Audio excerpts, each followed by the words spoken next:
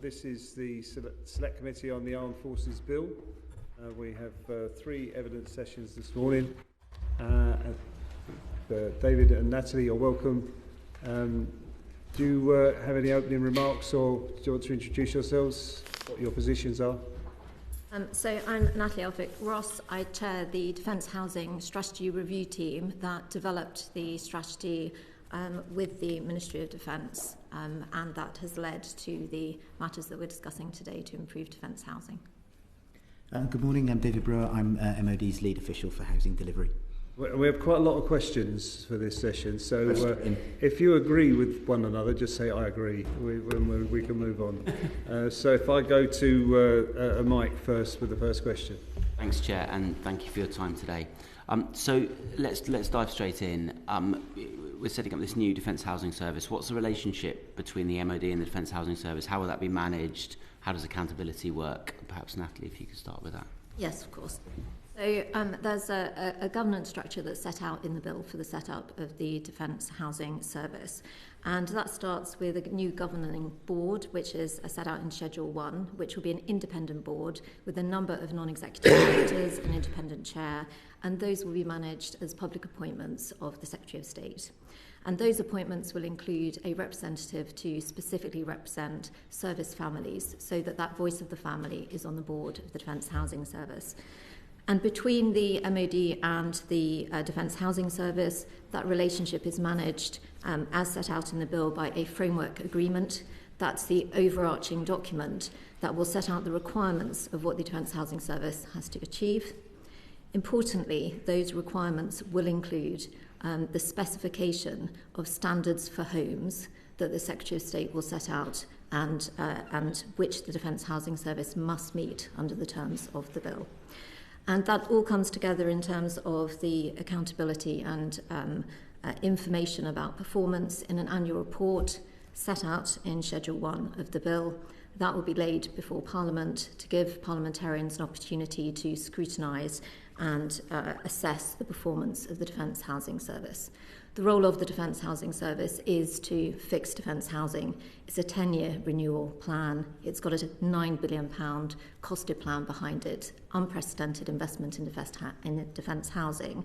And this Defence Housing Service is the mechanism to ensure that that generational renewal is carried through and forces families get the homes and service that they need and deserve.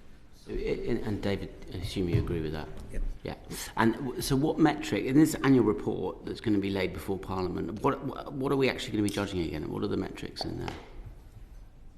So there'll be a range of metrics. We already publish performance. We will be working with some of our governance structures, so the Family Federation's representation on the customer committee that we're establishing. So they will help us shape the metrics that we report on. We will report on all of the sorts of metrics that you would expect a traditional major housing provider, social housing provider. Quality of housing? Yeah. So speed of repairs? So, repair speed, customer satisfaction, numbers of homes improved, all of that kind of work. Okay. And if I may, Natalie, you sort of described almost a subsidiary. I mean, you've got an independent board, but actually it kind of receives direction from the Ministry of Defence. Is the DHS going to, we're in a rapidly changing era of, geopolitical context. Operational requirements are going to shift. We suddenly need to, house 1,000 people over here or 10,000 people over there. How much flexibility is built into that system? And if you do need to build house 10,000 people over here, how will that money relationship change? Is that built into that? It's built into the overall strategy, and where the sort of forecasting of supply and demand and the costing is managed is through a forecasting model on supply and demand, which is a key recommendation of the structure between the Ministry of Defence and the Defence Housing Service. That mechanism will ensure that those conversations that take place with the military to plan and deliver homes in the right places to meet operational military requirements can be met. And I think in that context it is important to note that the current situation of the defence housing estate is that it is not matched to meet military requirements. There are not enough homes in the right places to be able to house service families where they're needed. They're clearly not of the right standard, but also there is an oversupply. There are too many homes. There are homes in the wrong places. So to date, there hasn't been good planning and management. There hasn't been sort of, good stewardship of that relationship overall. That will change with the Defence Housing Service and this new structure that's being put in place to ensure that operational requirements can be met and families can be housed where they need to be housed and to the right standard. Thank you. Just build on that a little. So the 9.2 billion that was announced as part of the funding for this was built off a programme of work, a costed programme of work. The way that was developed was we looked at all of the planned unit moves, planned unit locations across the next 10 years.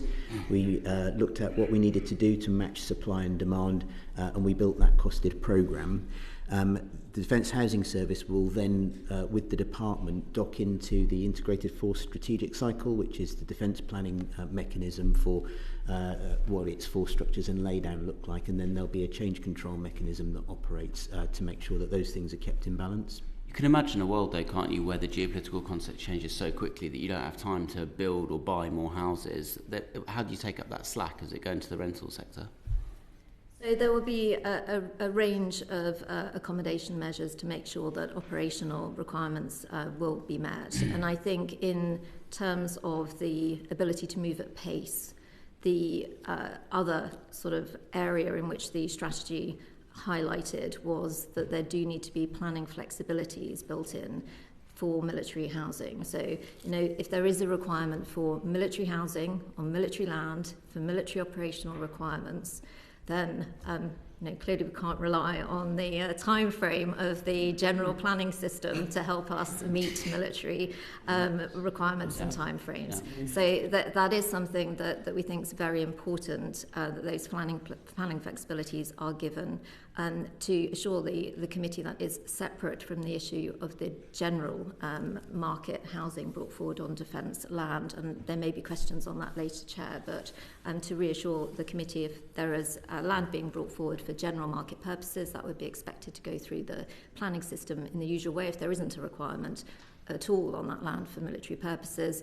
If there is a requirement on military purposes, I'm sure the committee will understand that it is an absolute requirement that there is flexibility to get those homes built and delivered. Thank you. And the last one, David, if I may, and briefly, there's going to be a representative of families and service personnel on the board, which is excellent. What sort of things actually do you see them raising, and how do you see the housing service responding to that? Well, first let me talk about the role that they've had in developing the strategy, and I know you have them on the panel afterwards, and I'm sure that they will speak to that as well. It was a setting of the review team that the Secretary of State wanted to ensure that there was a voice of the family directly on the review team. And so I was absolutely delighted that we've had the benefit of Calder from the Army's Family Federation, who has been absolutely amazing at working with the team as a whole, supported by all three family federations who've been embedded throughout the review team work. And a really core part of that work that was led by Kat and the team was to have a questionnaire for service families that had over 6,300 responses from service families about what they saw as the future of defence family housing. So we've seen the benefit of having that direct voice. That's why we said in the strategy we wanted that to be embedded.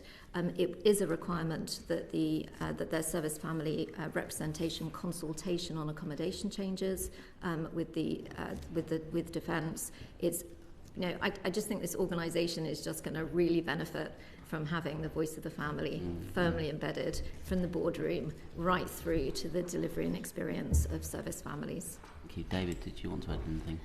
No, I had nothing on it. Thank you very much. Rachel. Thank you, Chair. Thank you for coming along today. How much independent financial control will the Defence Housing Service have over the housing budget? David, do you want to? The controls and authorities of the organisation will be set out in the framework agreement that Natalie referenced earlier.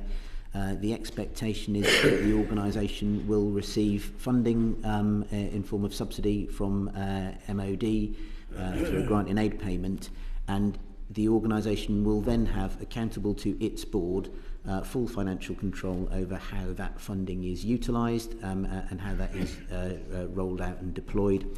And obviously then working back within the normal planning cycles with MOD.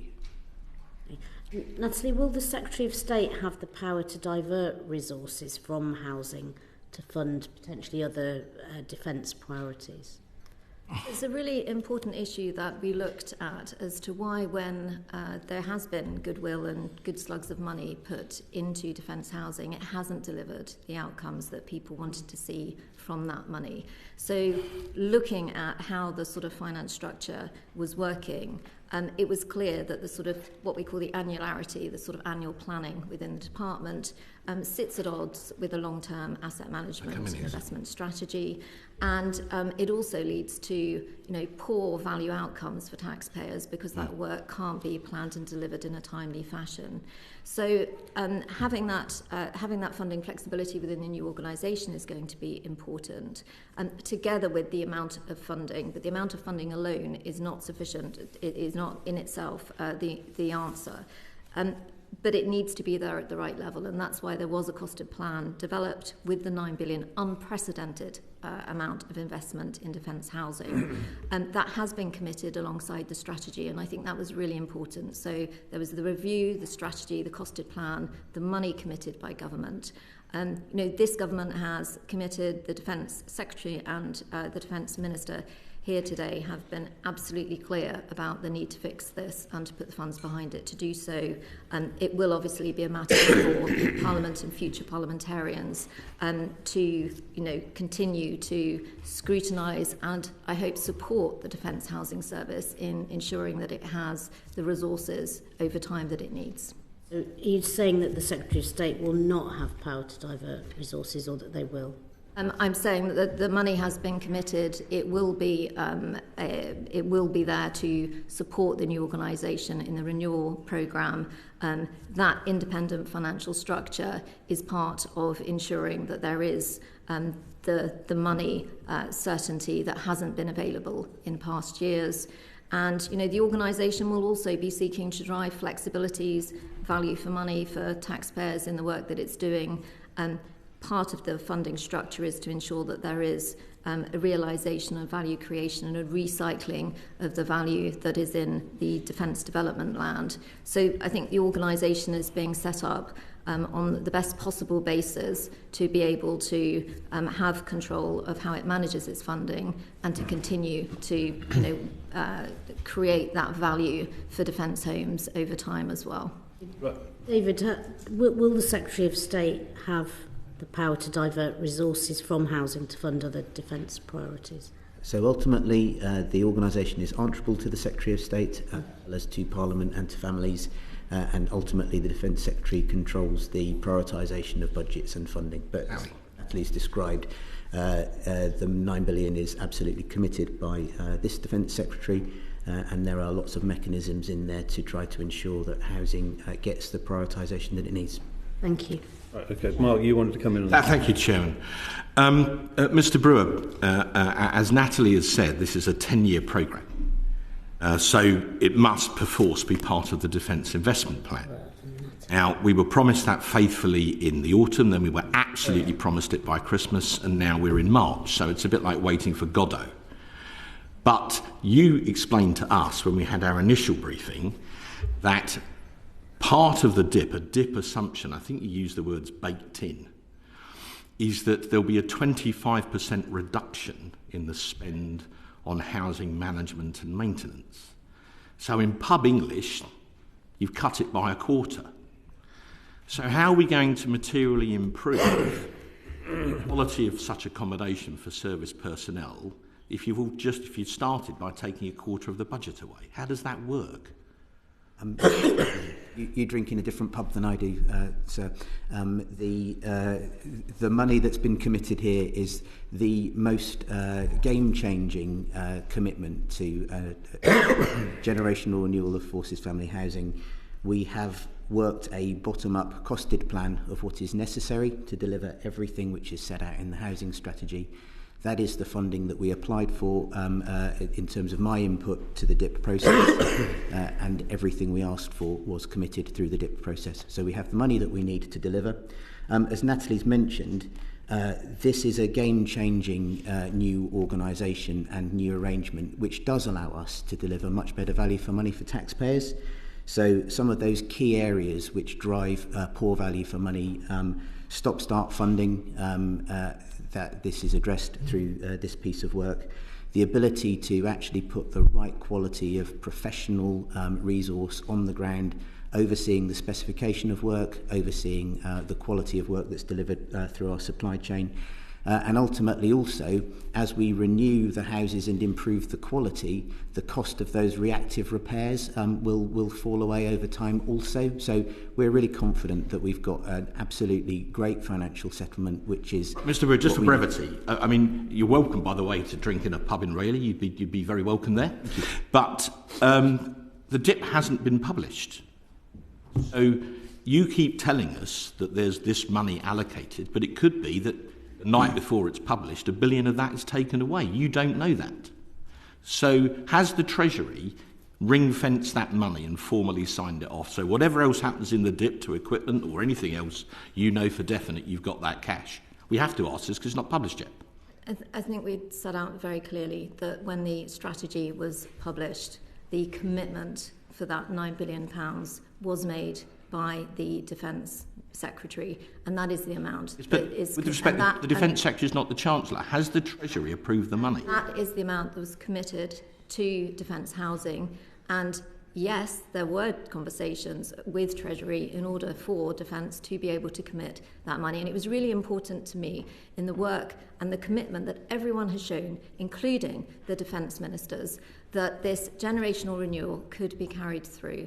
And that's why there was a costed plan and that commitment at that time. And in relation to the Defence Investment Plan, there is nothing in the work around the Defence Investment Plan that is in any way stopping, holding up, delaying the work that we are undertaking with that commitment and this new programme to start delivering for service families now. And that is what is happening. Well, if they ever publish it, we'll know. If I may address your 25% comment. This is an unprecedented amount of money for defence housing, £9 billion, and I hope all members would welcome that. That programme of works, let me just explain why these efficiencies matter.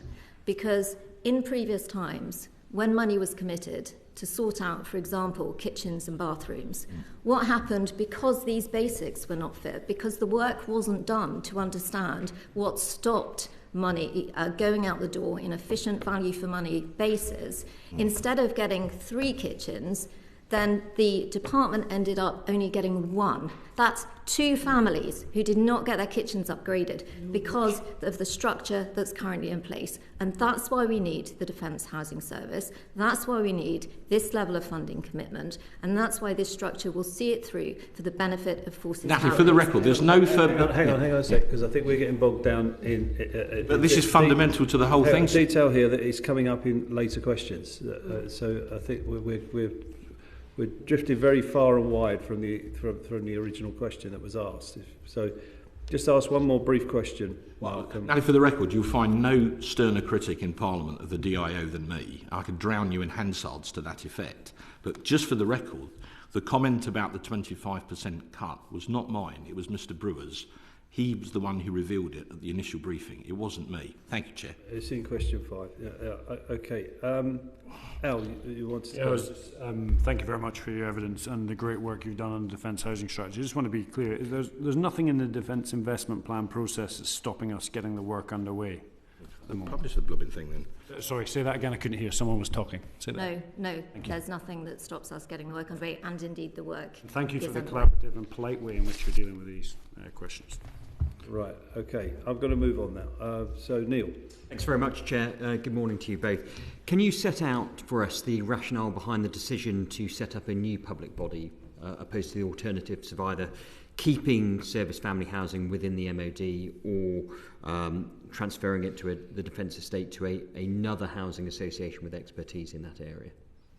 Yes, thank you. I mean, clearly the question as to what the shape of the body, should it be moved, should it stay, how can the efficiency be driven, where is the inefficiency, why are things not being turned around, was absolutely at the heart of the work that we did on the review.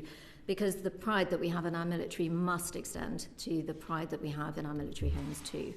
And so ensuring that the commitment that's been made can be carried through. And it was about a question of what is the right structure body, what is the right capability, funding, accountability that could be put in place, and what did that need to look like. So we did consider very carefully as a review team whether or not it should stay within the Ministry of Defence. I think, as I have suggested in my previous answer, there are some structural long-term issues that suggest that this is not well placed in terms of trying to deliver long-term asset management and high service qualities that are suitable for it to stay long-term in the Ministry of Defence. We also looked at a range of other options, including a housing association model. And there were a few matters that sort of the review team considered were pivotal to that decision. The first is the issue of operational military capability. The experience of Atherton going to a private finance model left the defence estate in a position where it hasn't got the right homes in the right places to meet operational capability. So that wasn't a happy experience, and this structure needs to be able to work with the military in ensuring that that operational capability is appropriate. So that suggests that actually moving it too far outside the Ministry of Defence would not be wise. Secondly, we looked at the funding. A number of the review team members, including myself, have significant housing association and housing association finance experience. So you would expect us to consider whether or not there was a private finance route of setting up a housing association that might ease pressures on the Treasury. We took expert advice on this during the course of the review, including from Treasury and Cabinet Office and others. And there are really two factors that mean this simply isn't the case. It wouldn't work. One of those is the fact that this is military homes for military purposes that are used exclusively for that use. So they're not general market homes. They're not being provided on that basis. The second is that the dominant amount of money that's being provided is provided directly by the Ministry of Defence in something we call the defence contribution, the gap between the subsidised rents and the cost to run and invest in the estate. So those two factors, together with others, mean that if this were in another kind of body, it would still end up being on balance sheet. It would not achieve the requisite separation required for public finance purposes, and we took expert advice, including from Treasury, as I mentioned. The third is a really important one, which is welfare of armed forces and their families. During the course of the review, we heard some really good and very important evidence about the way in which housing was used to support the welfare of our armed forces and their families. So, for example, following a bereavement, and that welfare function, that looking after the whole family, is an absolutely pivotal part of the armed forces community. For that to be delivered in the way that is so important to the armed forces, that can't be delivered well through a separate body, a third sector or private body, or someone who is not going to support that important welfare function. I think that would lead to the detriment of the welfare culture that there is at the moment. And so that wasn't an appropriate route to go. And then finally, and very briefly, the renewal programme, 9 in 10 homes will be upgraded or modernised in this programme. 3 in 10 are in such condition they need to be replaced entirely or new homes provided. The scale of that change in that 10-year programme has to happen alongside keeping the military operational requirement going. So there needs to be really close working on a quite complex estate renewal and build programme over the 10 years. Again, that means that there should be close working with the military. So this new organisation, as a public body, it will have the requisite operational financial independence, but it will have the close working of being part of the Ministry of Defence family and have that military relationship and organisation embedded to ensure operational efficiency as well as high standards for families are met. Thank you. Mr. Brewer, anything to add to that? No, thank you. Thank you, Chair. Paul. Hiya, Natalie. Sorry, beg your pardon. Jane, you want to come in on that? Sorry, I beg your pardon, Paul. Just very quickly, or I could come in later, actually. It's more to do with the sort of triple role of... Maybe if I come in at question 6. Okay, you come on the back of question 6. Back to you, Paul. Thanks, Chair. You've got a really challenging job here. 30 years ago, I was living in a married quarter in the Royal School of Military Engineering in Chatham, and it was crap, right? And Annington Hound, and it's at the time when Annington were taking over. And I'm sorry about the language, but people need to understand how poor this accommodation was. I mean, really poor. 30 years later, it appears to me it's in an even worse condition. And we've got less houses. And somebody somewhere has been having the public purse away here because there is billions of pounds being expended on an estate that is crumbling. And so I do genuinely, not pointing the fingers at anybody in this room, it's that it just hasn't worked, and you've got a real challenge, and I wish you all the luck with that, and I genuinely do, because our service personnel deserve better, and they really do deserve better. One of the concerns I have, though, is the really poor contractual performance of the regarding the maintenance, repairs, moving services. Yet within the bill, I've read that the future defence infrastructure services contracts are actually still continuing to 2029.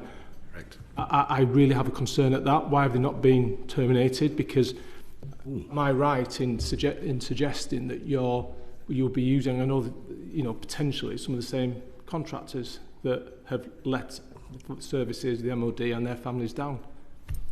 Can I just say firstly, I share your view on the appalling state of military accommodation and your anger at some of the things that have happened in the past. The reversal of the Annington deal was the first step in unlocking our ability to actually get to grips and fix service family homes properly. So that reversal delivered in January 2025 was kind of pivotal to our ability to get on and set out the strategy and deliver the work that we're proposing now. There has been a very significant improvement in the performance of the contractors that you are talking about since the contracts were mobilised, and I won't kind of bombard you with statistics, but we are tracking and working really closely with them to drive better delivery and better performance. As we've described today, the long-term secure funding commitment allows us to work really differently with the market.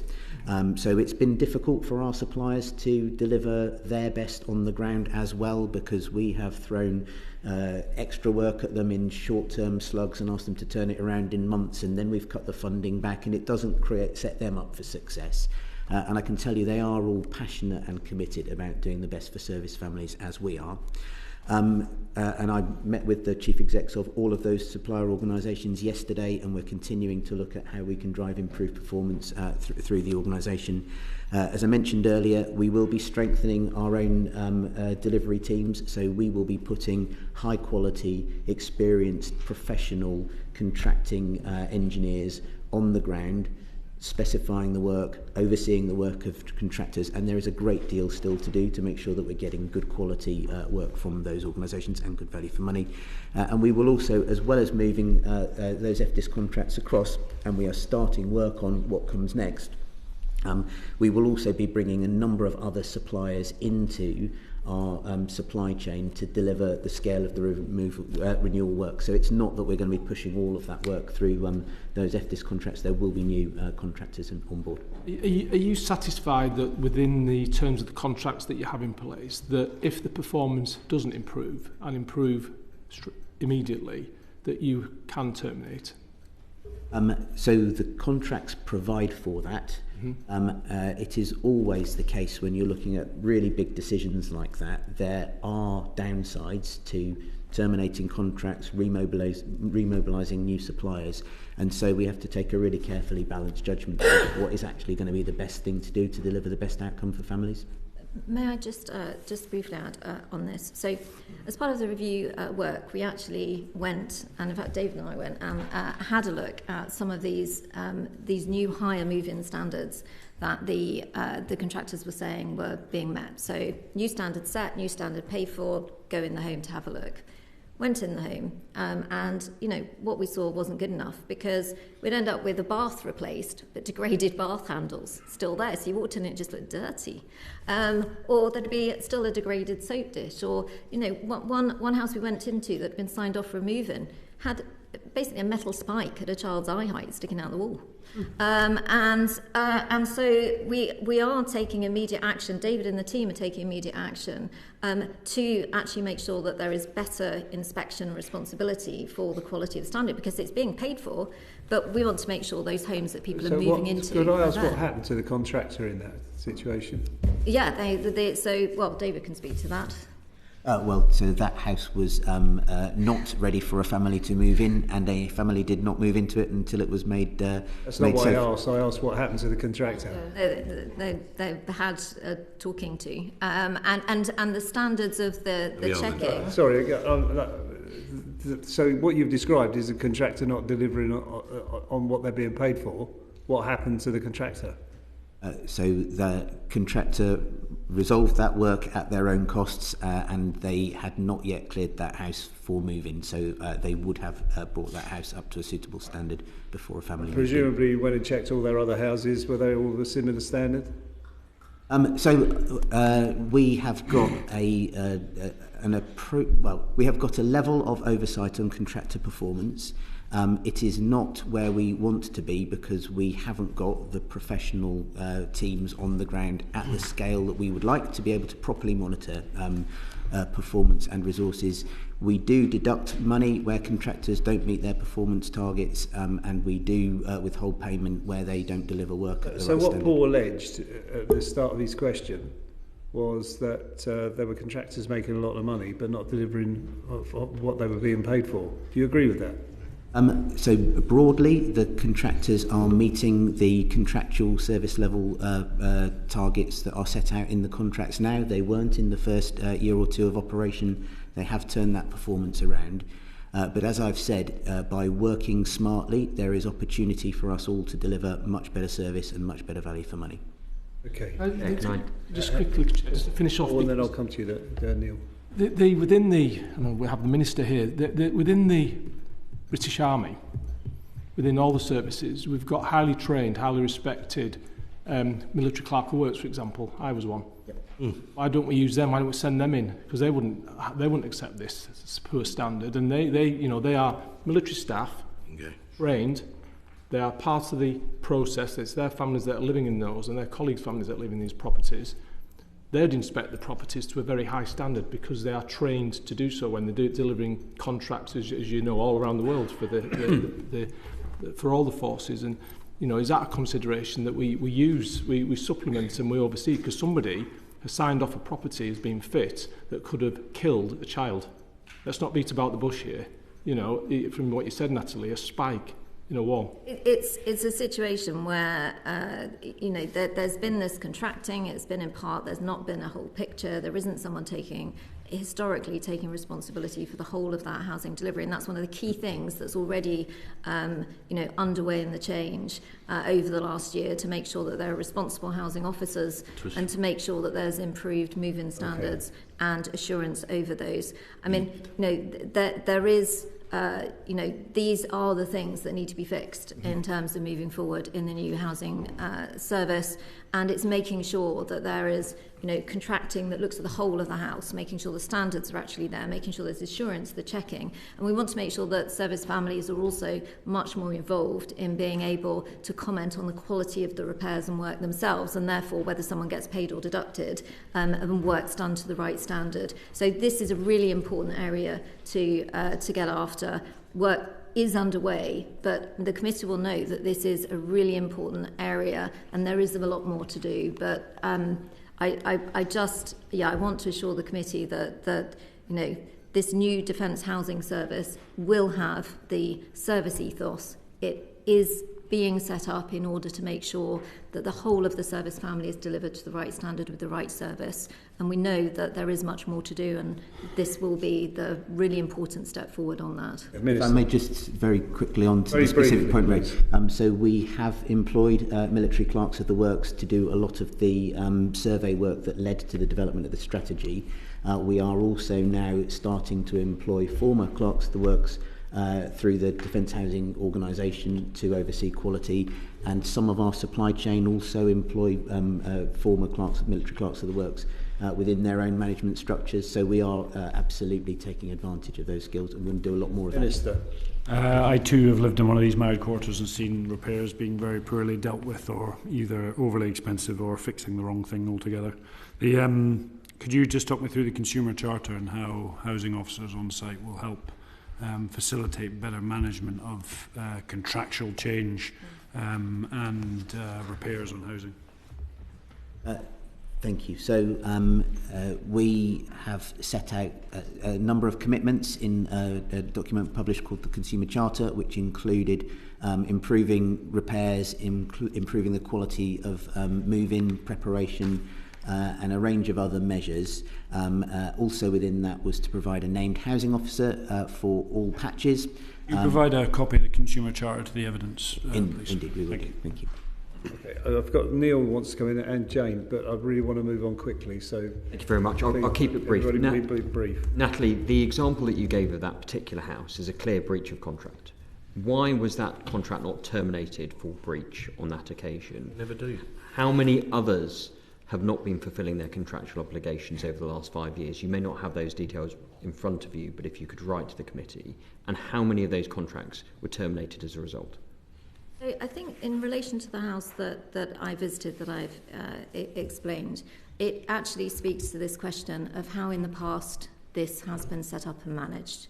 Because this FDIS contract was contracted, signed off by the defence ministers of the time, and what it does is create this separation between individual jobs that are delivered instead of looking at the whole house and having that signed off. And the resources, the capacity, the assurance to look after the whole family house were then not provided within the current structure as is within the defence housing team within the DIO. So that under-resourcing and that structural failure has led to a position where the contractor can do their bit and get signed off, they've put in the bath, but they are not contractually required to look at the house as a whole. And that isn't as a result of what's happening today. That is a result of how these contracts were set up and the lack of assurance and investment in the properties back at the time these were set up. So working within the current contractual framework, filling those gaps, investing in the housing officers on the ground, investing in insurance, making sure that the whole family house is looked at is the change that's needed, and to address those structural failings of the past and make sure that service families are properly looked after. When they move into a home, it's safe, it's comfortable, it's suitable for their needs, and everyone needs to be able to move forward on the Defence Housing Service knowing that that can be delivered, and that's what this wants to achieve. Jane, do you want to come in? Is it on the contractual services, yes? Yeah, briefly, if that's okay. So, as I understand it, basically, it's a bit almost like social housing. So, you've got your main contractor, and there's subcontractors underneath. Subcontractors just do one job. Main contractor doesn't really check or do much about it. They've got a contract till 2029. So, what we're trying to do is on the ground get those housing officers in a nutshell to manage what's being done. So that sounds, if you're stuck with these contracts, that sounds like quite a sensible way of doing it, having somebody there on the ground to check. Is that kind of... That's a really good description. Thank you. Very well put, and I think it is also worth noting there has been a lot of change in those second-tier subcontractors. So a number of those second-tier organisations have been terminated as a result of poor performance during the course of these FDIS contracts. There's also been some areas where the main contractors have brought work in-house and they've employed their own direct resources, which we absolutely encourage. So that it's not that those have been static, they've probably been more actively managed and more dynamic than at any point in history. but we will be able to do more of that in time. The other thing that we're really keen to get is much greater accountability of the individual engineers and individual tradespeople who are doing that work. And as we build our systems and we build our resourcing, we will be able to monitor the performance of individuals and make sure that we take action. Okay, I've got to move us on because we're running out of time. So, David. Yeah, thank you. David, Natalie, thank you for being with us this morning. I just want to touch on a few of the questions. I think from our perspective, we all want to see this situation improve. But I do also want to manage expectations. So going back to the 25% claim of reducing the delivery cost for housing projects and maintenance work, if we were in the private sector and I was trying to invest in this business and you said that you were going to cut the fat by 25%, I'd want to really understand how you were achieving this wizardry. So we talked about some of these contractors in the system that are not delivering. What's the view? You just cut all of them and become super lean, so you're left with a muscle and you can just deliver that at 25% reduced costs. How does that work in practice? What's that, David? Well, it's really difficult for me to frame a 9 billion commitment as a cut in any way, shape or form. We have absolutely got the financial settlement that we need to be able to deliver the most ambitious programme of improvement and work that has been set out for a very, very long period of time. And we are putting in place the organisational arrangements that allow us to deliver great value for money by just managing the work in a proper, organised, planned way with the right level of professional oversight. There are some key measures that work through the programme that were really going to help us drive that value for money. So it's not for this bill, but we've been working with MHCLG to create new designation of military housing within the planning system, which will help us drive better value for money in some of those acquisitions and some of the other work. So there's a whole, and as we renew the estate, we will also be able to cut down the number of faults, the number of repair tasks necessary, introducing proper planned life cycle programmes of work. So this is not just kind of getting people to run faster and to cut fat. This is about a proper, organised, planned programme of work, and that's where the value comes from. But as I said before, we've got an unprecedented financial commitment, and it is the money that we need to deliver the programme. And just a small follow-up, so just going into the terminology of sort of public sector finance. Committed, commitment. So without the dip, have you been given then a multi-year financial assessment, and do you have a hypothecated ring-fenced budget that you now know that you can spend over the next few years? That's inflation-linked, and that you know that you have that in the bank, it's on a spreadsheet somewhere, and you know that's going to be invested. So the Defence Secretary has been consistent and completely unequivocal in his commitment to providing this funding. As was mentioned before, when that commitment was made at the publication of the strategy, there was consultation with Treasury at the time. So that's the framework that we're operating with. Just from my understanding, so we're saying it's a commitment from the Defence Secretary that this is going to happen. It's not committed funds. So we haven't placed that work on contract, no. Right, thank you. And you're lucky you're not facing the level of cuts that local authorities have had to cope with over a very long period of time. Luke. Thank you. How will the Defence Development Fund be set up and managed to aid development of surplus defence land? So the amount of land that Defence holds is vast. It owns and manages over 1%, about 1.3% of all the land in the country. So it's an awful lot of land. And making sure that land where it's not needed any longer for defence operational purposes is put to work for other purposes is a key part of the strategy. So defence development land has been identified as part of the work to date that can bring forward potential of up to 100,000 new homes. And those will be homes for the main market. And as that sort of comes forward and is delivered, the land that's available will be replenished into the Defence Development Fund. So the money will be recycled to spend in defence homes and development. The land will be replenished by the Ministry of Defence as it reviews its land holdings and finds other land that it just no longer needs. Can I just check that? Are you saying there that 100% of the receipts from the land disposal go to the DHS? So 100% of the benefit which is generated through the development activity is ring-fenced to be ploughed back into Defence Housing Service, yes. Jane, you wanted to come in? Yeah, just briefly. Obviously, the money that's going in is operationally changing for the entire housing service. It's fantastic. I can see why you're looking at this with the housing. Does that put the housing service in a position where will you essentially be a developer as well as a landlord? How will the service be able to balance those different roles? David?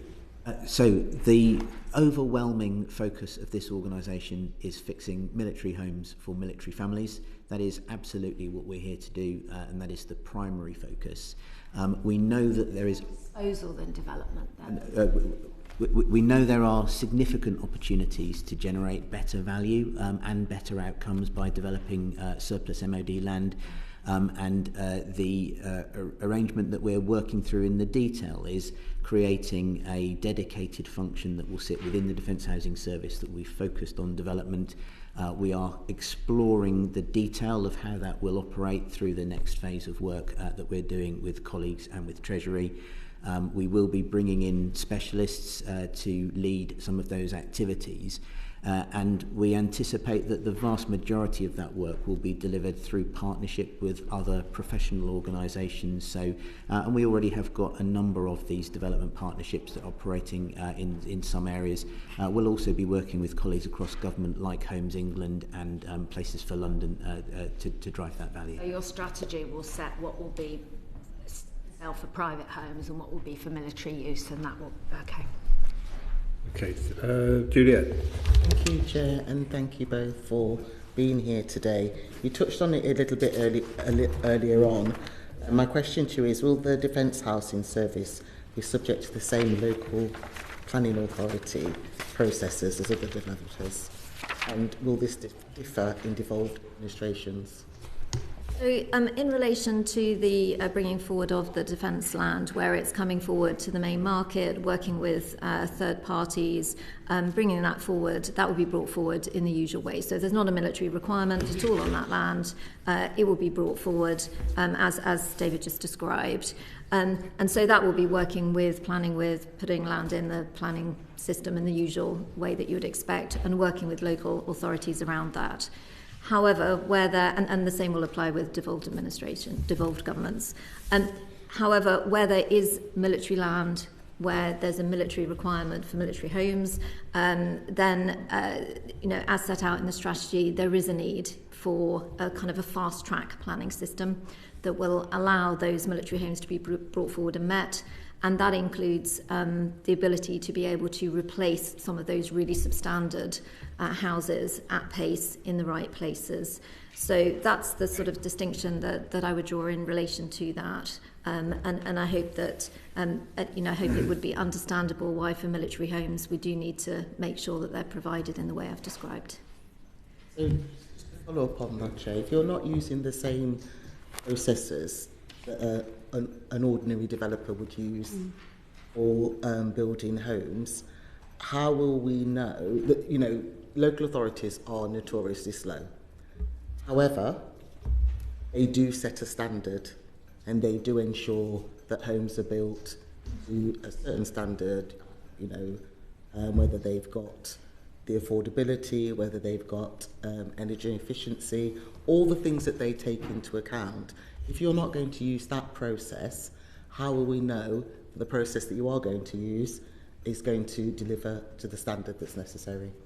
In relation to the standards, the strategy sets out that those matters, such as making sure that they're energy efficient, they're modern homes, that there be that those types of homes that you would want to see in the future. That's what we want to see for our new military housing, and we want to go further with those standards to make sure that they're suitable for military life, so that they have more storage, for example, for kit, and that actually we make sure there's good provision of broadband so families can work from home and have a really good quality family life. So those design standards, in consultation with the families for new defence homes, that's all part of where the strategy will go with that.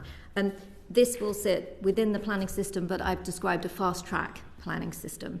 So at the moment there are permitted defence requirement exceptions for some military accommodation, and there is a new provision in the draft MPPF to describe bringing forward specific military homes, which hasn't been provided for in an adequate way in the planning system or all previous MPPFs. So for the first time, there's a recognition that military families are part of communities.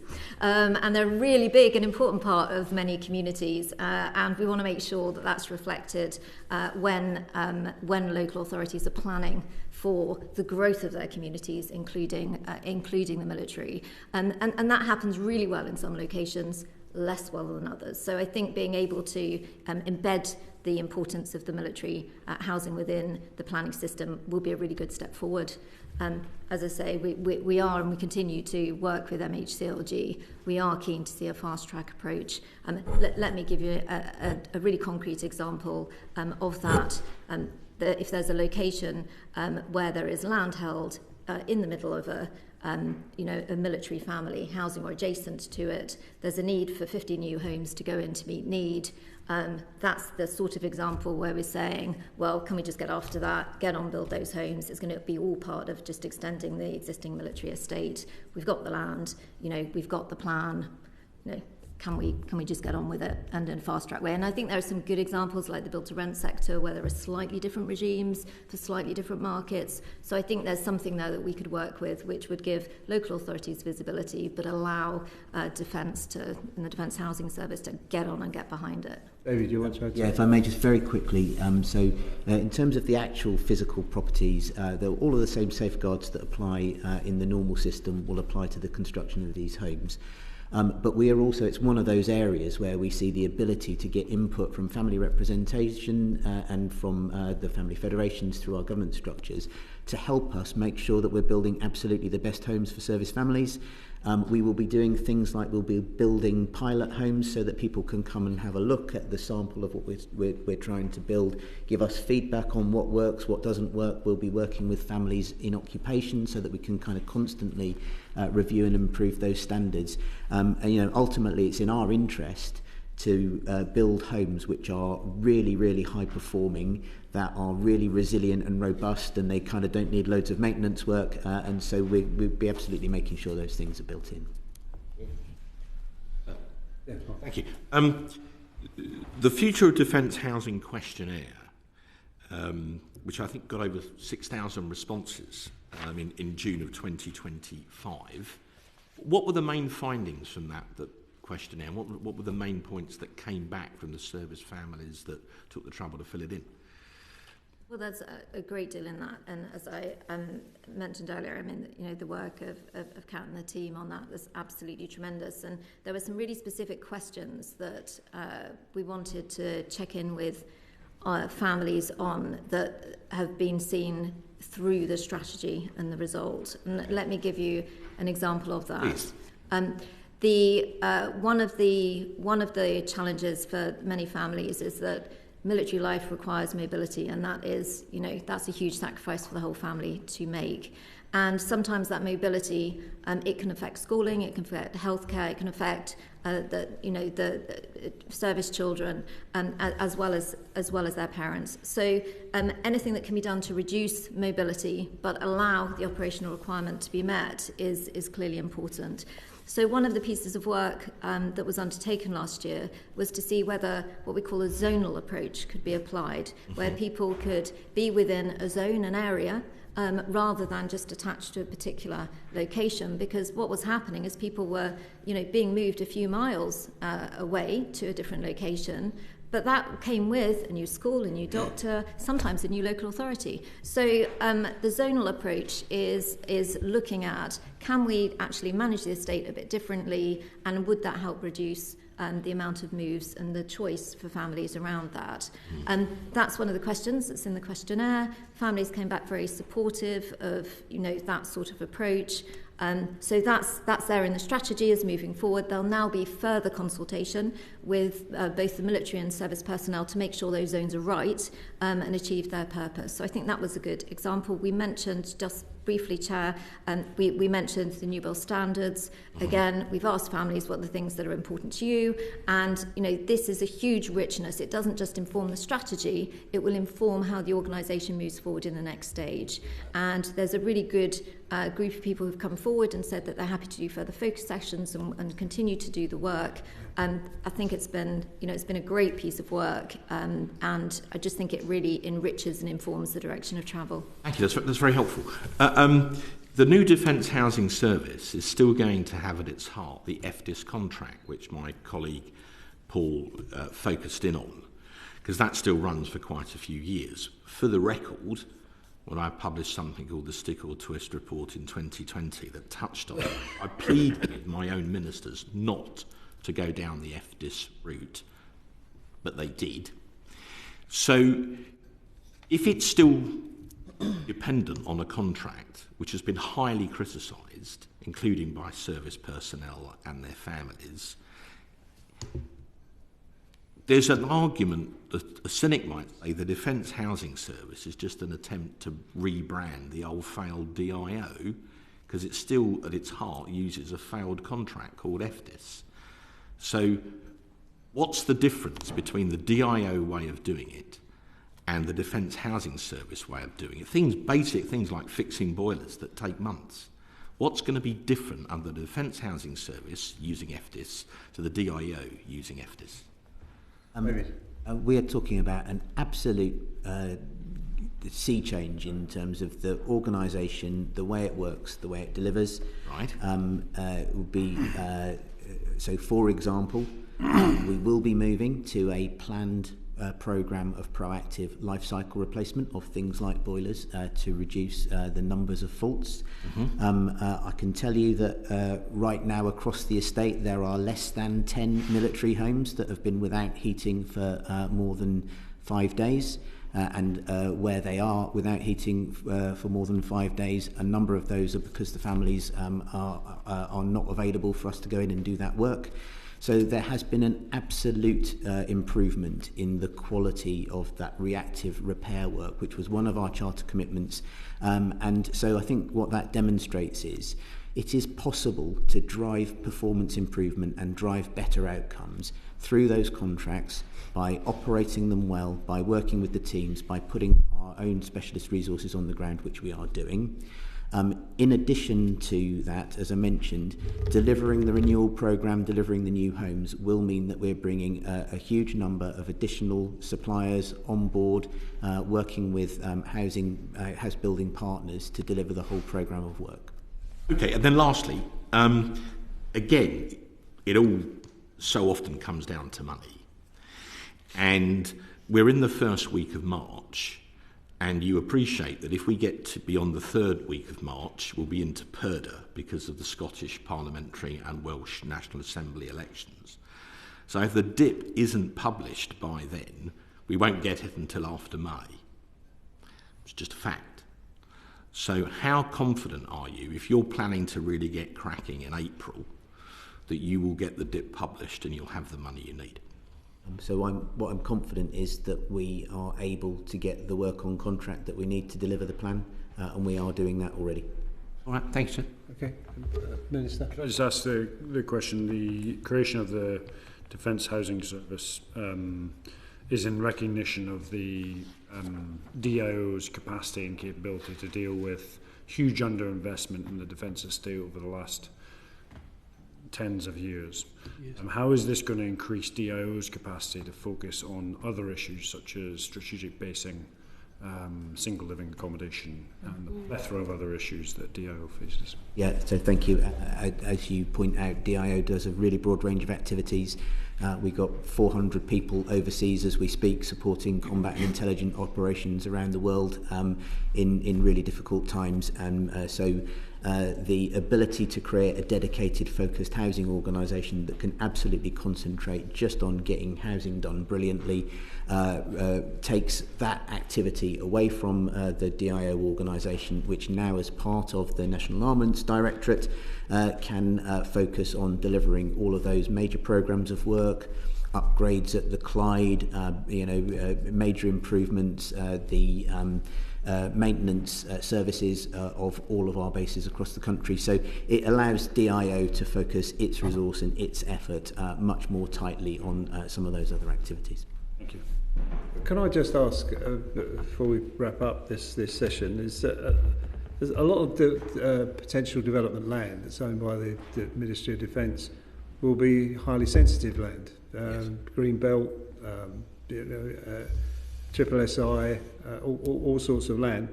In your fast-track planning process, you won't be able to bypass any of those restrictions, because the government has made it clear that it wants to develop mainly in the green belt where there is, say, grey belt, land that's sort of partially developed or not strictly green belt. So does that same policy apply in the development of the defence land?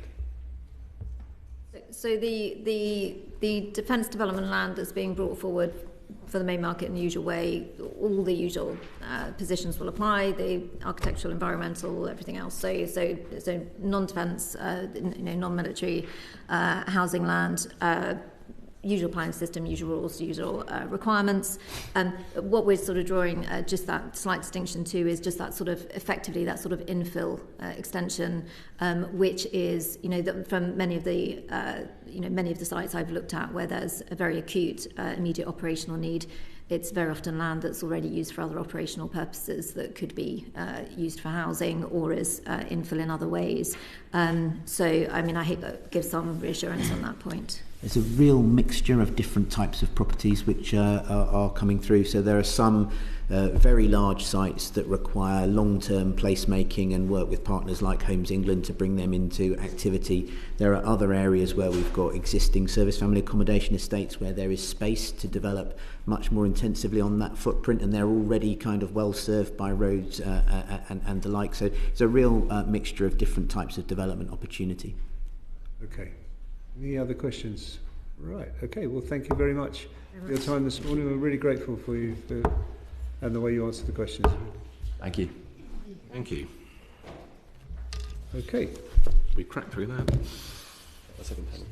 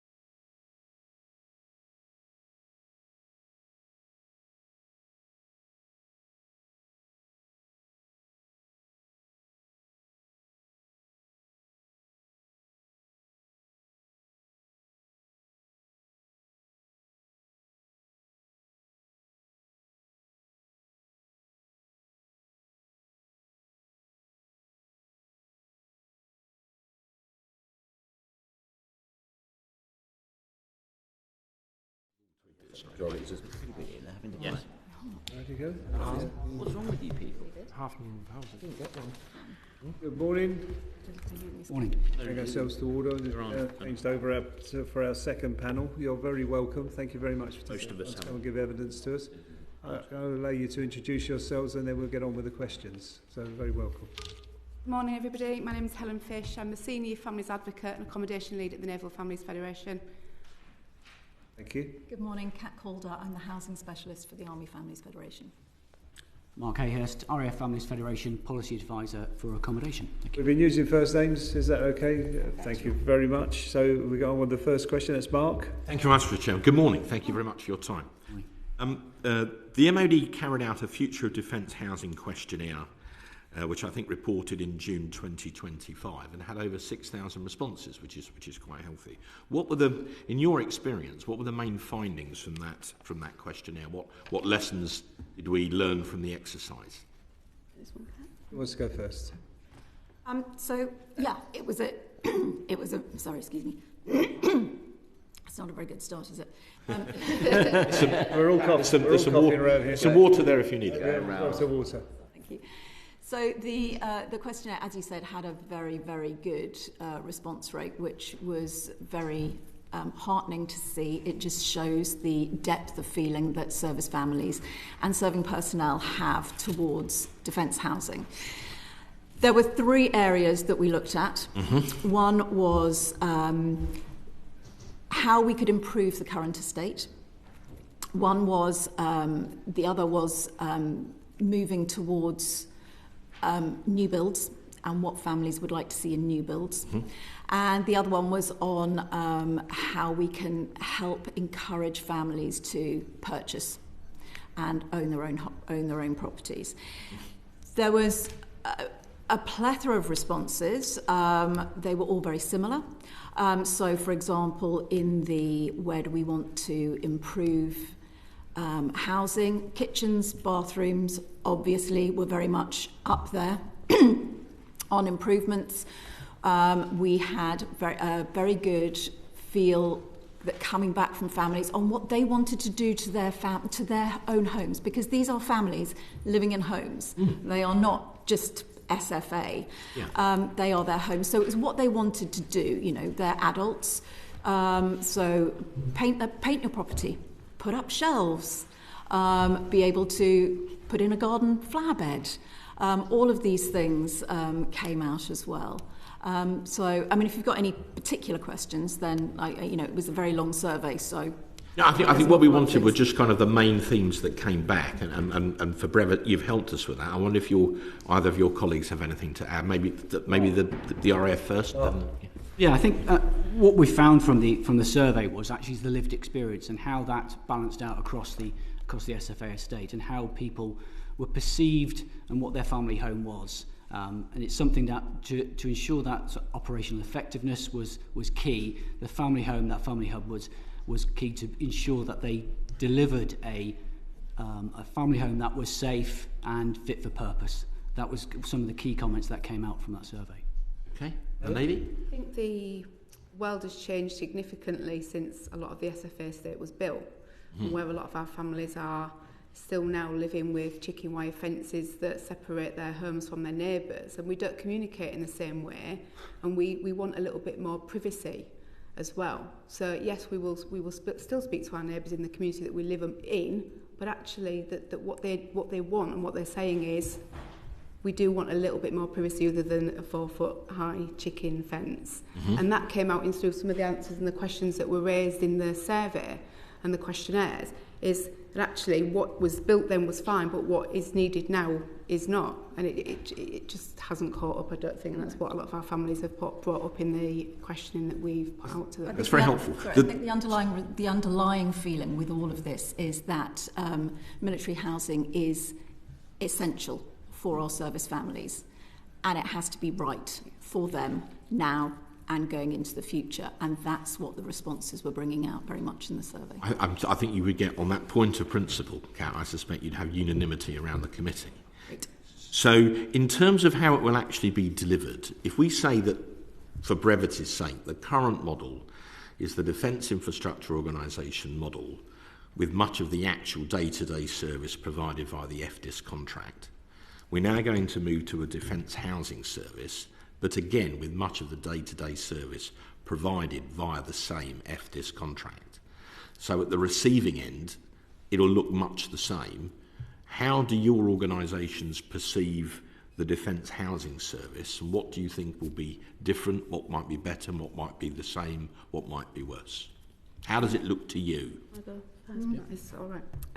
I think since the Consumer Charter was introduced, we are all seeing green shoots of positivity. Mm-hmm. We've seen that already with the introduction of named housing officers. really changing the feel for families on the ground in the places that they live. You know, the having that and the permanent enhancements, an easier process to allow pets and complaints simplified. It's not where it needs to be, but it's better than it was. Mm-hmm. So those green shoots there are brilliant to see, but money makes the world go round, and funding is a huge part of delivering anything.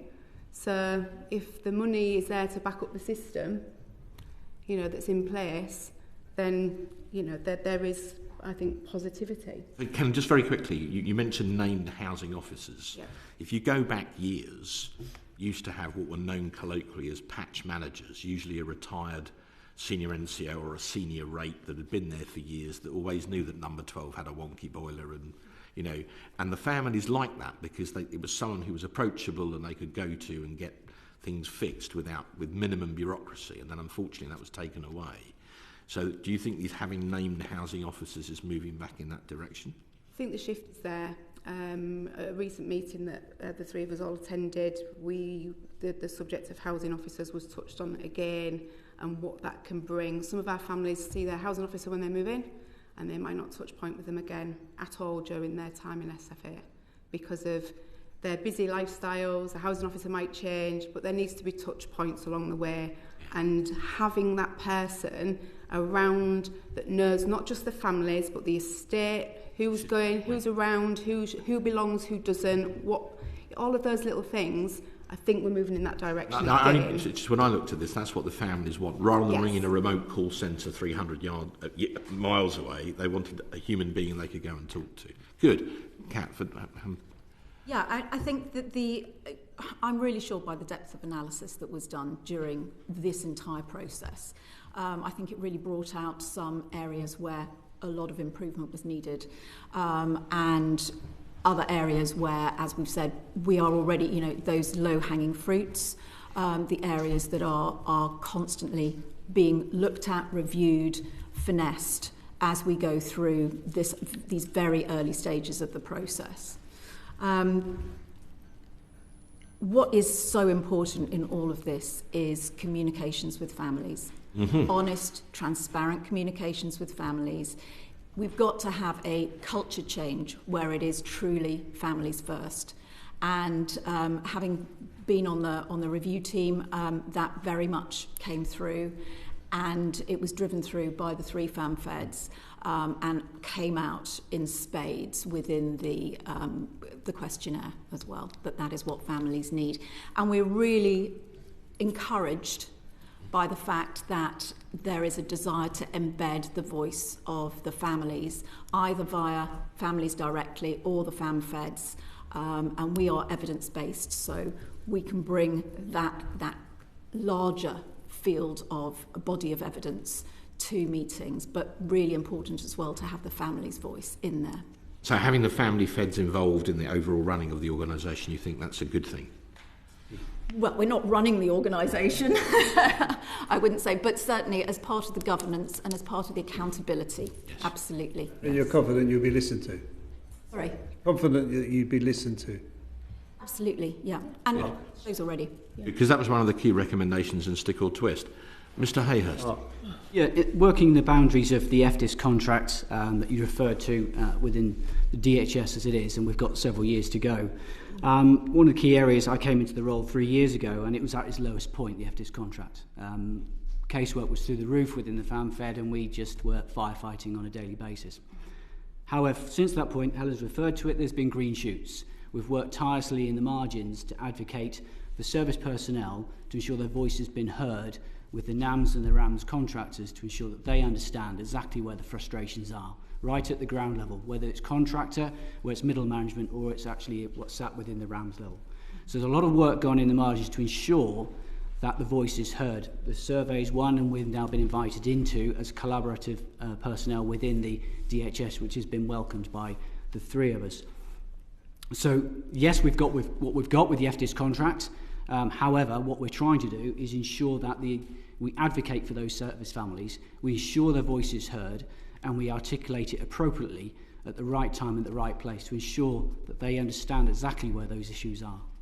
Thank you very much, Chair. Sarah. Thank you very much, Chair, and thank you very much for being with us. I just wanted to just go back to seeing about the level of consultation and the involvement that you had when they were actually creating this concept of the Defence Housing Services, because I'm delighted that you're having these ongoing discussions, but at the beginning, early stages, what was your involvement? So the 3 fanfares were invited to actually be a member of the panel, one of the 5 members of the panel, and I was that representative. So I can categorically say, having done an awful lot of travel in and out of London repeatedly, having been at every meeting that there was, we were very much engaged with, listened to, questioned, and our views taken into consideration. Same across the board. Yeah, I would agree. And unfortunately, I think I speak for Mark on this one as well. We just couldn't commit to that. We have other responsibilities, and I was away quite a bit last year anyway. So it had to be somebody that could be present all the time to bring that representation for all 3 families federations and the families that we support and advocate for at those meetings. And I think now that we are seeing, certainly an increase in meetings and, get-togethers and committees and all sorts of things that would never have been in our diaries this time last year. Yeah, and to expand on that, I think it was welcome that we were inviting the Defence Housing Service Customer Service Committee. We had our inaugural meeting a few weeks ago, which was setting out the TORs and how we're going to move forwards, what the governance, how that will look, how we're going to act over the coming months and years as a collaborative team. So that's certainly in its inroads, and IOC has not been met yet with DHS. However, we are certainly making steps in the right direction. And further to that, last year, as a recommendation from the strategy that was written, was that we be consulted on policy issues, and we had evidence of that just prior to last year on a particular policy around surplus applications, surplus SFA, that the 3 of us were consulted on prior to it going through the frontline commands up through the chain into the policy advisors within main building. So we have been consulted on, we are continuing to be consulted on, we've been invited to relevant committees, and that's been welcomed by the 3 family federations. Thank you. And just a quick question, just on a pivot, because obviously the single service, like single living accommodation, is going to remain with the frontline commands. But do you have any sort of fears, or is there any discussion about the single service living within this? Because obviously you're looking from the family's perspective, but I don't want to forget them being left behind. Well, I mean, remembering that single living accommodation is not just used by single serving personnel, it is used by serving personnel who aren't necessarily with their families. The RAF did a recent survey on this, so I'll let Mark talk on this one. Yes, recently last year we did an RAF single personnel survey or review with just over 600 responses, with a couple from the Navy and the Army in amongst that. And clearly that comes across the board from those that are single and live in single living accommodation, and those that are married and unaccompanied and live in single living accommodation through the time. And the results were interesting. The interim report is on our website, it's in the public domain, so easy to get hold of. We're waiting for the full report to be completed. Fascinating information coming out of it. From anecdotal evidence of it's our home, yet it's considered to be built estate, so therefore it's not our home, and they feel like a second-class citizen. Those are some of the anecdotal bits that are coming out from the single living survey, and there's wider than that, and it's been briefed through the RAF senior leadership team as well, and they're fully aware of the survey and also the up and coming full report. So watch this space that we're driving into. That SLA space in the Air Force, and I know the other 3 services are interested as well. Thank you very much. Can I just add to that as well? Sorry. Helen? Mike's alluded to a cohort of people that live within single living accommodation. So for those who don't live with their parents anymore, so young sailors, young marines don't live with their parents, the parents have downsized because their youngest or oldest child has left home now. When they deploy, they go on board a ship, they will have to give up their cabin. So they will move everything they have either into a storage unit, or they'll stash it somewhere and they will take a bag on board, and that's where they live until they come back. And then they go back through there, getting another cabin.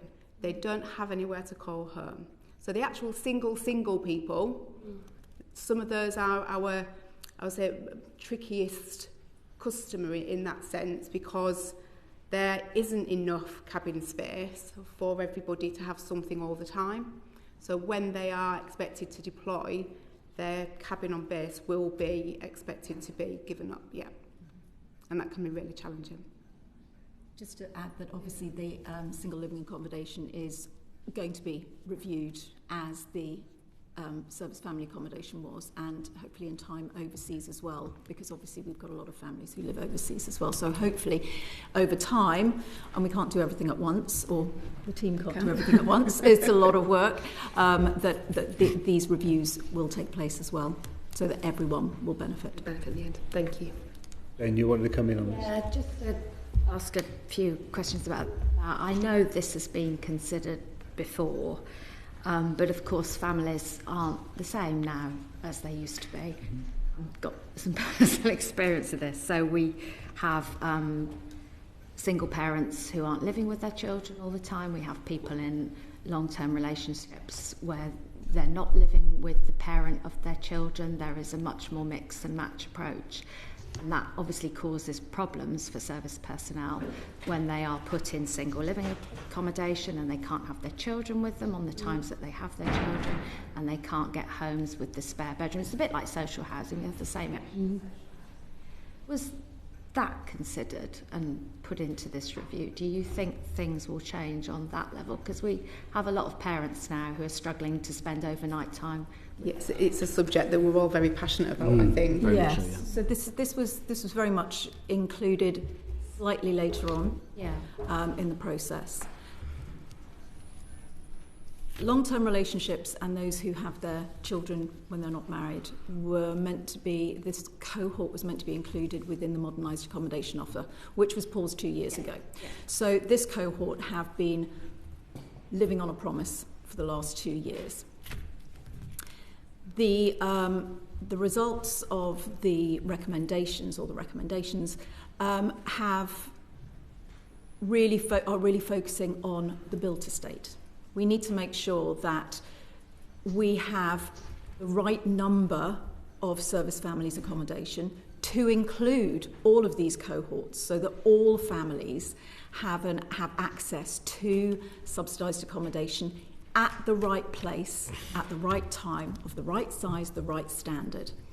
And I think that we would all agree that actually that is what we're looking for. And the results of the questionnaire also showed that the majority of service families wanted to live in SFA for the convenience, the camaraderie, the patch life, as it was, as it's called. So I think going forward, in years to come, we will have enough SFA. Very heartened, though, to know that the recommendation also is that an interim scheme is put in place so that these cohorts who aren't currently benefiting will going forward. And we're hoping, I think the recommendation was that an announcement would be out in April. So we're hoping that we will hear something by then so that these families live in these cohorts who have not had any communication for the last 2 years about what is happening and what is coming, will now be able to benefit from subsidised accommodation. There's recognition, isn't there, that families of all shapes and sizes need to be accommodated. Absolutely, very damaging. Societal shifts as well. You know, society isn't the same as it was years ago. You know, and I think if we had more time, we could probably get on our soapbox about it, but you know, we don't, unfortunately. You want to come in? Yeah, I think moving on with the LTR and the 80 days non-resident parents, where it sits within policy at the moment, and I think we all agree that the current policy is not fit for purpose because modern families aren't shaped in the way that it's in accordance with the JSP. It's married or civil partnerships, and therefore you're entitled now to have an SFA.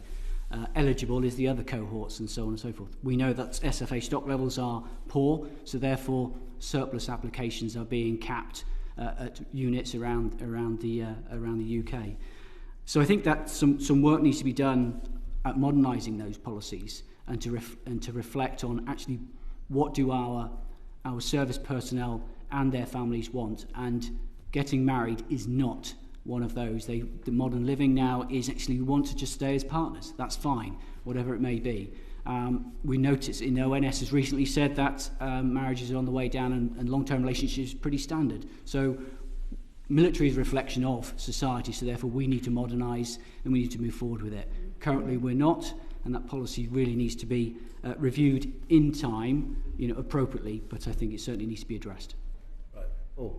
Yeah, families first. That's with that, and that's absolutely what you. I can't thank you enough for the work that you do for all the families you represent, and having your voices heard and making sure that the families are represented properly.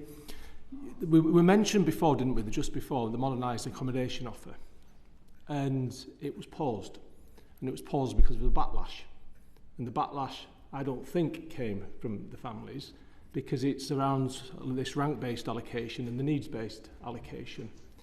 Because I would suggest, and I'd ask your views on, if there's been a needs-based allocation in all the services, putting families first, not rank, that the estate may not be in the state it is now.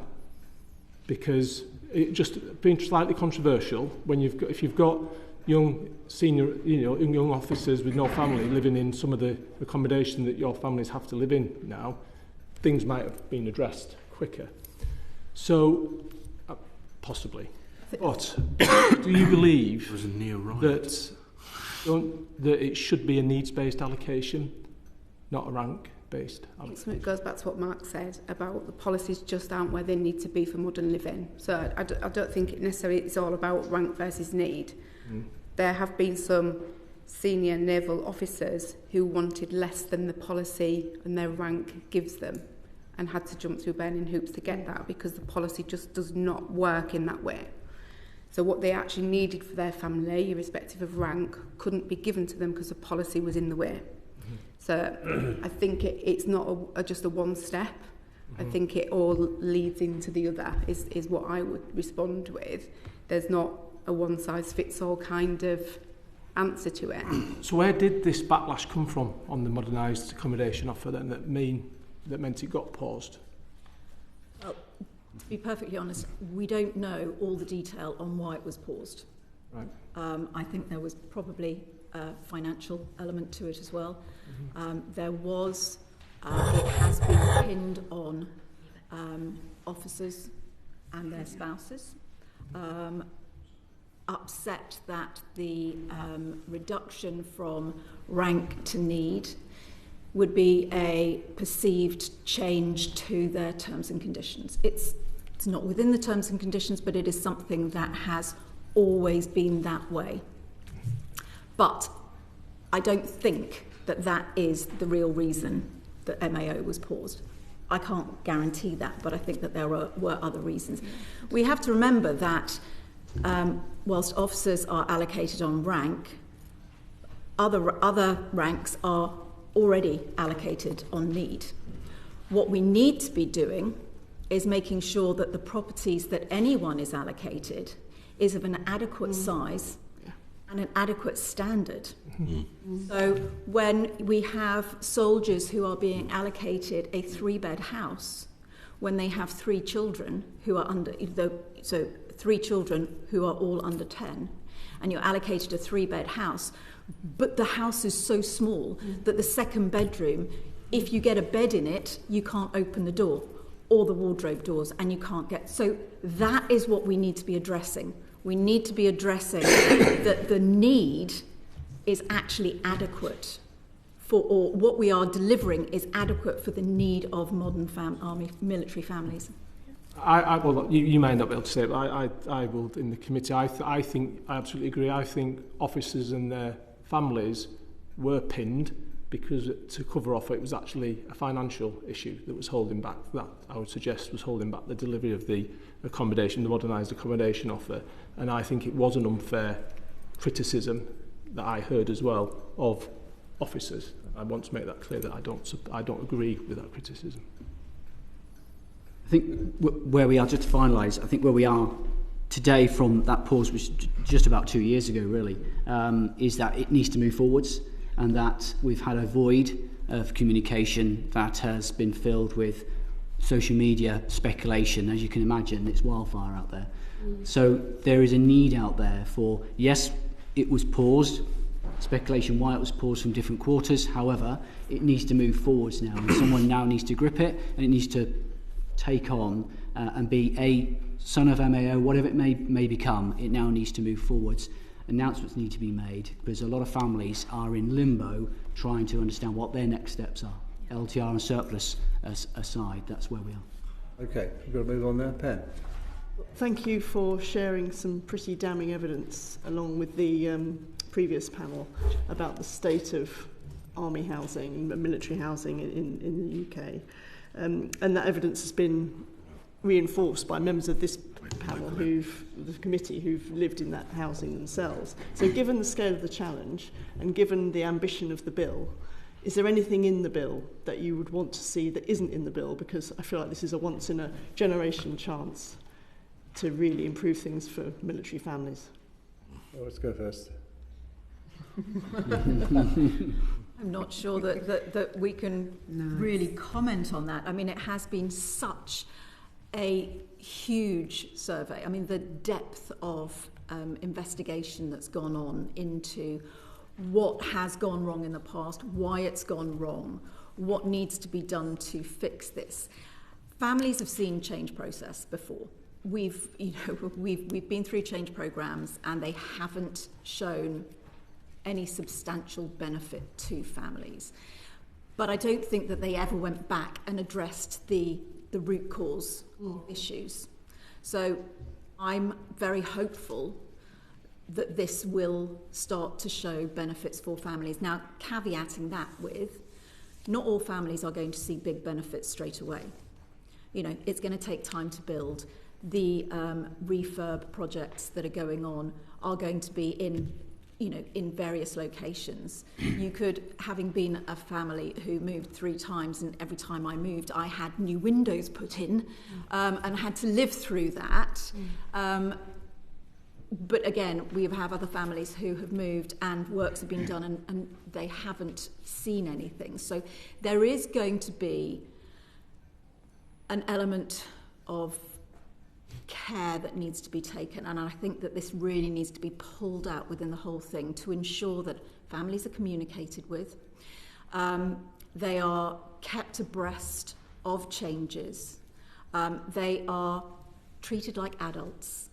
Let's give families the information that they need so that they can make decisions, but also we need to, the operatives and all the programme works need to be taking into consideration the needs of the families. So I think going forward, just more communication with families and just more empathy. Mark? I think moving on from that, no specific amendments I would make to the DHS today, because we're at such an embryonic stage. I think what's that lessons learned and lessons identified over the last couple of decades, where we're in a position, and it's been well documented in the last hour or two, where we've got a seismic opportunity, generational opportunity to move forwards with the DHS, and having those systematic improvements from understanding where the failures were to move forwards. And I think what our plea as a family federation across the board is having robust timelines and having good quality communication with those people on the ground. I said those are some of the key points that ensure that people widely understand what is going on, when it's going on. At this moment in time, communication has been limited, and like I said a minute ago, that's been filled with unnecessary noise, which sometimes is true and may not be true. But I think we're just looking for more robust decision making and for us to move forwards in collaboration with the DHS. Okay. That concludes our questions this morning. Thank you very much for coming along. We certainly look forward to families having a greater say in the Defence Housing Service in the future as it goes forwards. I'm sure it'll improve it no end. So thank you very much. Thank you very much. Thank you. We need to suspend just momentarily while we check the space link with our next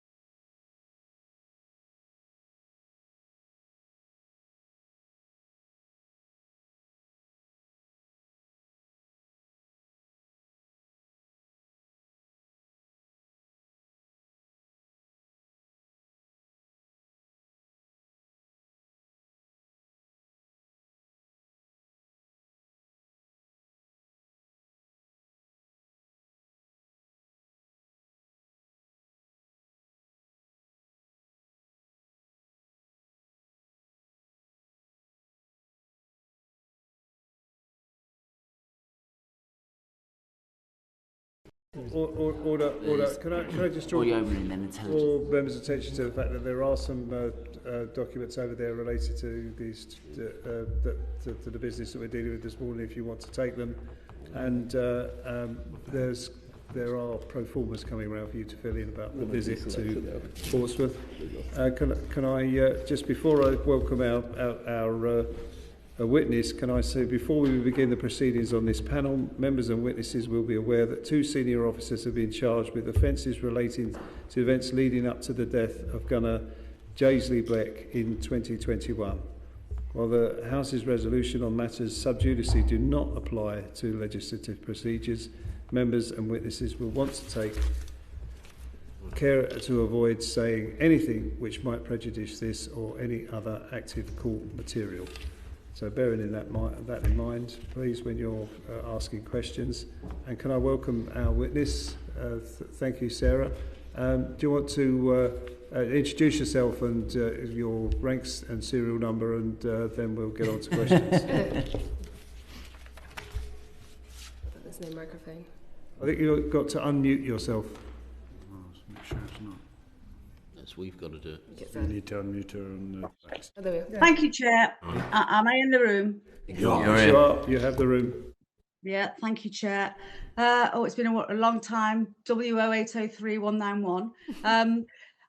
Thank you for inviting me. Thank you, committee, for inviting me to give oral evidence. Apologies, I can't be in the room. My name's Sarah Atherton. I'm a former MP, Defence Select Committee member, Minister for Defence People, and Chair of the House of Commons Defence Committee's Women in the Armed Forces Inquiry, Protecting Those Who Protect Us. Latterly, I have become an advocate and campaigner for defence people, equal opportunities and justice.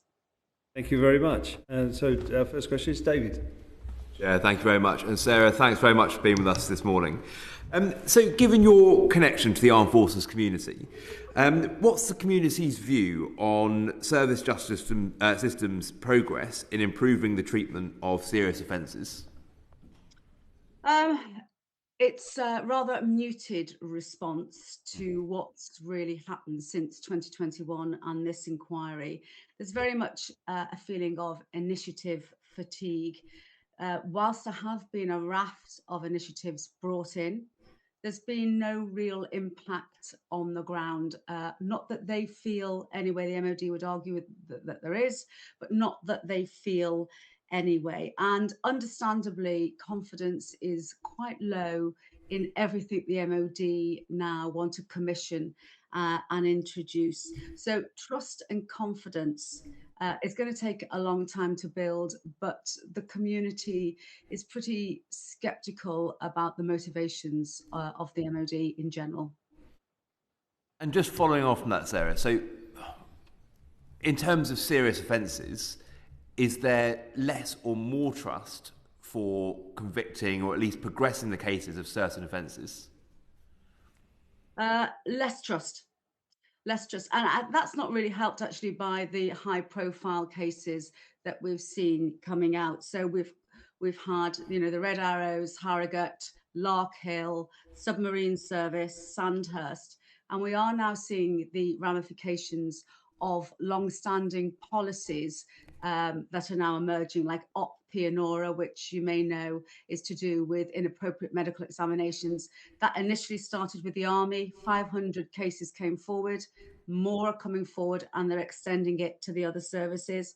We've got the pre-90s pregnancy ban, that's starting to raise its head, and we have the pre-67 LGBT exclusions. So we've got all this brewing under the surface, along with new cases coming forward of women who really feel they're not getting justice nor the support in the current system. And just linked to that very closely, so in terms of sort of themes of serious offences, so sort of violent cases or sexual offences, is there less or more trust based on those themes? So if someone went in and there was a violent case, would they view that might be progressed and it might lead to a conviction, and then the same for sort of sexual offences? I think it would always depend on which channel they went to. I think if they went to the serious defence crime unit. They would get a better service with a serious sexual offence as opposed to being channeled to the service police. The system at the moment is very fragmented, and when we get onto the bill, we'll see how improvements can be made. But it really depends on where the service personnel is. If they're on deployment or overseas, the services are quite scant and disparate. If they're at Catterick or Aldershot, you might get a better service. But by and large, the trust and confidence in the system has not rebuilt. Thank you. And just last question. From your perspective, how is this bill being viewed in its sort of entirety by the armed forces community? Yeah, as I say, a pretty muted response. There's a lot of initiative fatigue out there. As I say, no real progress at the coalface where it's needed. And I think trust is really low in the MOD, and that's going to take time to build. I actually think there's some really positive points in this bill that I'm really pleased to see, which hopefully I can discuss later. But it's about trust and confidence, and this bill doesn't do that until it's been put in operation. Right, well, we're coming to the bill now. So, Minister. Yeah, so just to follow on from that question before I go into some of the set pieces, and first of all, thank you very much for the work that you've done. It's truly fantastic over the last several years and seeing the implementation of many of the recommendations. You talk about confidence and trust. Speaking to various different parts of the system within the MOD, one of the reasons that they say there's an increase in awareness and understanding of this issue is because people feel more confident that their cases will be dealt with correctly. Do you disagree with that? No. So in the Women in the Armed Forces inquiry, 6 out of 10 women would not report an incident because they fear career fouling. I understand those numbers have slightly increased, but Minister, not significantly enough.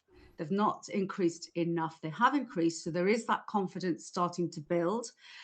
Some of that may be awareness and due to advocates like myself coming out saying, please do complain. But it's not good enough. I'm hoping this bill may start increasing confidence, but 6 out of 10 is not enough. And we can see the increase in pressure on demand on the Defence Serious Crimes Unit as a response to that. That's good, but it's not where we should be. And 6 out of 10, sorry, just when was that study done? 21-22. Yeah, so 4 years ago. Just so do you think the measures in the bill do enough to protect and support victims? Yes, I quite like the violence against women and girls and the protection and preventative orders.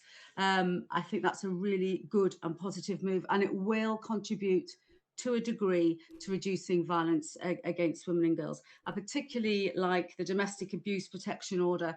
I was a service spouse in the 90s, an infantry wife, and I witnessed domestic abuse within the married quarters then. It does continue now, hidden behind closed doors in service accommodation. I'm really pleased that's in there. Stalking, in 7 years, I've never come across a case of stalking. Not saying it doesn't happen, but these measures are quite a progressive step forward in a number of ways. Do you think these new powers, specifically around sexual offences and domestic abuse, are adequate to protect victims of sexual harm and domestic abuse from sort of further harm and issues? I think it will to a certain degree. These measures are back-ended, if you like. They're all about prevention, victim support. They're not about stopping the episodes of inappropriate behaviour or poor behaviour or criminal activities in the first place. So they are back-ended. They will protect. They will build confidence that women will come forward and get the support they need. And of course, they are preventative. So once the crime has happened in the first place, then there is this monitoring mechanism that will protect and support them. But it's the offence happening in the first place that isn't addressed in this bill. But the monitoring and reinforcement is good. Yeah, and the whole committee are going to go down and see the Serious Crime Command later on. They'll get to see the victims' support unit down there. Clause 10 would introduce a new victim code of practice designed to support victims of service offences through the service justice process. What should this code look like and how should it be implemented to ensure its effectiveness? Any thoughts? Yes. At the moment now, the system depends on good people doing good things. At the moment, processes, policies, and services are extremely varied and hidden within systems. They are different in different locations, in units, and quite frankly, service personnel don't know when to go and when to go for what. So the system is quite fragmented. This code of practice will provide some sort of roadmap, and it will let service personnel know what to do, when, and their rights. But my suggestion would be in this code of practice to incorporate a victim support pathway, so they not only know what to do when, but who is doing what and where to go for help. The code of practice will require a uniformity of service provision across defence. That will probably require further investment. For example, if a servicewoman is raped on deployment or operations, sometimes they don't have forensic medical examination kits or forensic medical examiners, and they're being flown back to the UK to have that done. Well, obviously that's going to impact on the quality of evidence that's it's then put to court-martial, if the case gets to court-martial in the first place. The other issue I have that's been mentioned to me in the service community is that the MOD are now commissioning third sector organisations outside of the MOD. That's good. Aurora New Dawn is being commissioned heavily by the MOD, and I'm hearing it's going to be commissioned even more. I reached out to my network. I gave an all stations call to my network to see what they knew about this organisation, and very few had heard about it. So the other issue you've got is how you're going to filter the code of practice down to make sure everybody knows about it. And, you know, I suspect you'll have to introduce it on training and promotional cadres and get the training requirement authority involved. But that's going to be an issue. Yeah, thank you very much. much. You wanted to come in. I did want to come in on those issues. Thank you, Sarah. I'm Pam Cox. I'm a member of the Justice Committee, so this is very of interest to me. The cross-cutting nature of this bill is intended to encourage the MOD to work with other departments, for example, the MOJ, the Home Office, around crime and justice. The Victims Code nationally obviously has existed for some time. I'd be interested to know your thoughts on how the National Victims Code could assist with the development of this Victims Code that we're talking about, and indeed vice versa. Are there amendments to the National Victims Code that could be proposed as a result of this very specific situations you described? My follow-up was also around violence against women and girls. There's a cross-cutting strategy for the government on that as well. How might this work connect with that VORG strategy, and are you already involved in that? It would sound like you would be a great person to have involved with that. No, I'm not involved in that. I have a sense that I fully support the violence against women and girls strategy, but I have a sense in this case it has been tagged on to a piece of military legislation and it's not embedded within that legislation. So my suggestion would be that the Violence Against Women and Girls Task Force sit down with MOD and devise a 10-year plan that's incorporated within the code of practice. So that's what I would say about that. I was a social worker and I've sat on very many MAPA meetings, and they are vital for cross-pollination of ideas, learning, protection, and sharing that information. This is very new to the military. It's a good way, it's a good move that the military are now doing. It's been much needed to be more open and transparent and align their standards with civilian standards. That helps that cross-working. This is a really good measure and progress in this bill that we've not seen so far. So I think that's really good that this is happening, that we are now aligning standards with civilian systems. Because what was happening is servicewomen were saying, well, it's all very well. They were sanctioned in the military. They're now being discharged. Their slate is being wiped clean. I don't feel I've got justice. And actually what's worse is that person is going out into Civvy Street to commit and perpetrate more crimes. So this is a really good step forward that I've identified, or that's in the bill. Thank you. Sarah, thank you very much. That was really useful. Just an additional on to that.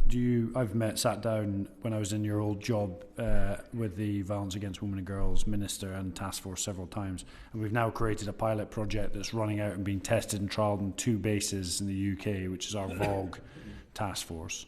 Have you got any thoughts on that, on how that's progressing? Have you been tracking that? No, I haven't, and disappointingly, they haven't sort of reached out either.